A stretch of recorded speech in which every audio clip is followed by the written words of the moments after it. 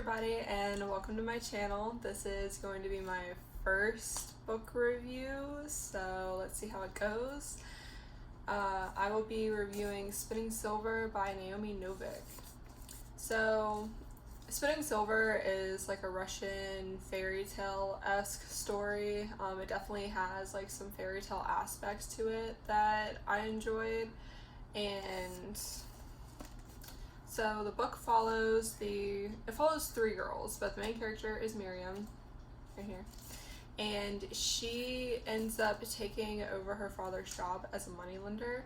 Basically, her job is to go around and call in all of the debt that the townspeople owe her family because she believes her father was too nice growing up and allowed everyone to take their money, but he never really asked them to give it back. And so instead of letting her family deal with the repercussions of that, she decides to take it into her own hands and starts calling in everyone's debt, getting the money that they're owed, whether it's actual coins or bartering or something like that. She also gets the help of a girl named Wanda, whose father owes Miriam's family, and a way for Wanda's father to pay back Miriam's family. Wanda has to help Miriam's parents around the house and everything. There's also a girl named Irina who,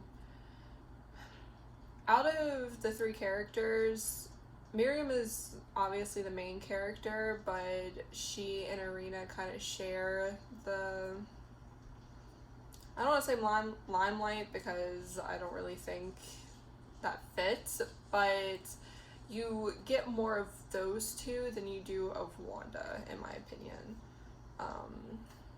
But it is set during the winter, and there is a man called the Stark King who finds out that Miriam can basically turn, money and turn coins into gold. So he is trying to take her for his own gain. Irina, on the other hand, is trying to be married off to a wealthy man. Out of all of the characters, I think I liked Miriam the most, just because she isn't the typical female character that you would see in some fairy tales. She, actually decided to take things into her own hands and was like, look, I'm not going to let my family starve just because my dad's an idiot, so here we go. And then there were some characters that I didn't. The book has about 5 different points of view, and 2 of those points of view I didn't really feel was necessary, honestly.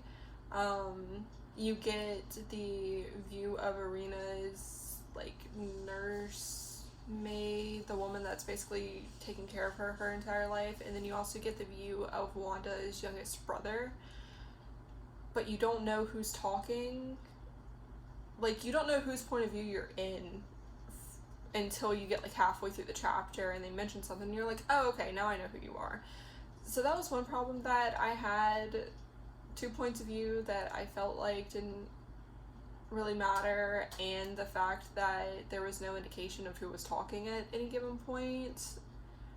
But I will say that I do think the characters were fleshed out well enough.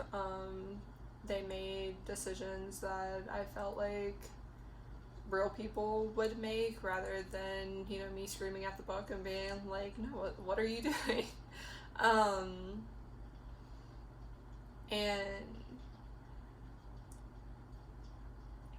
And I did like the imagery in the book. I liked the character descriptions and the settings that we get to see.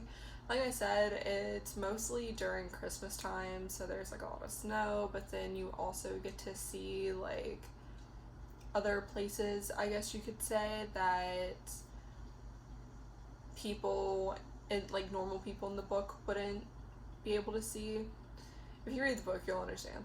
Um, it was a little predictable at points, but I guess that's what comes with writing a fairy tale. I mean, all fairy tales seem to have certain tropes that you come to expect. I won't go into any details, but there were certain parts in the book where I was like, okay, I know where this is going. But it was written in such a way that I didn't mind it being a little bit predictable.